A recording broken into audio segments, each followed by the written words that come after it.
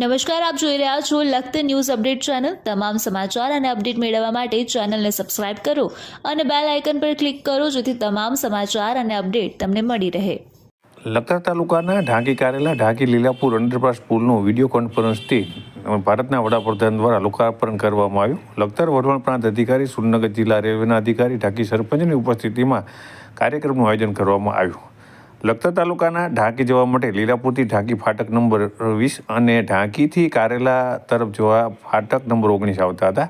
આ બંને ફાટક રેલવેની ફ્રીક્વન્સી વધતા વધારે પ્રમાણમાં બંધ રહેતા હતા। સાથે ઢાંકી કારેલા ફાટક રેલવે યાર્ડની હદમાં આવે છે।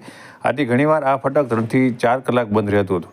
આથી ઢાંકીથી કારેલા જવા માટે સાથે ઢાંકી ગામના ખેડૂતોને પોતાના ખેતરમાં ખેતી કરવા જવામાં ખૂબ જ ટાઈમ બગડતો હતો। ત્યારે સરકાર દ્વારા લોકોનો ટાઈમ ના બગડે તે માટે થઈ જે જગ્યાએ ફાટક આવતા હોય તેવા ફાટક દૂર કરી અંડરપાસ અથવા જરૂર હોય તો ઓવરબ્રિજ બનાવવાનું શરૂ કરવામાં આવ્યું છે। ત્યારે ઢાંકી કારેલા અને ઢાંકી લીલાપુર વચ્ચે આવેલ બંને ફાટક દૂર કરી અંડરપાસ પુલ બનાવી દેવામાં આવ્યા છે। આજે ભારતના વડાપ્રધાન દ્વારા એક જ જગ્યાએથી અનેક રેલવે સ્ટેશન, અંડરપાસ, ઓવરબ્રિજનું ઓનલાઈન વિડીયો કોન્ફરન્સના માધ્યમથી લોકાર્પણ કરવામાં આવ્યું હતું।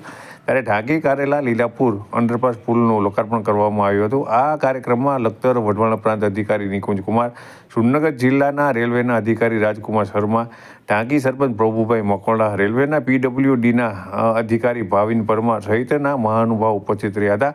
આ કાર્યક્રમનું સફળ સંચાલન રણછોડભાઈ ચૌડ દ્વારા કરવામાં આવ્યું હતું। ત્યારે દરેકે મહાનુભાવે પોતાની આગવી શૈલીની અંદર આ નરેન્દ્ર મોદીના આ કાર્યને બિરદાવ્યું હતું અને જે લોકોની વ્યથા હતી તે વ્યથા પણ દૂર થઈ છે તેમના દ્વારા જણાવવામાં આવ્યું હતું। ત્યારે દિલ્હીથી વિડીયો કોન્ફરન્સ દ્વારા એક જ ટાઈમે લોકાર્પણ કરવામાં આવ્યું હોય સમગ્ર અધિકારીગણ આ કાર્યક્રમની અંદર એક જ જગ્યા ઉપર ઉપસ્થિત રહ્યા હતા। એક જ જગ્યાએથી દેશમાં કરવામાં આવેલ રેલવેના તમામ વિકાસના કાર્યક્રમનું લોકાર્પણ કરવામાં આવ્યું હતું।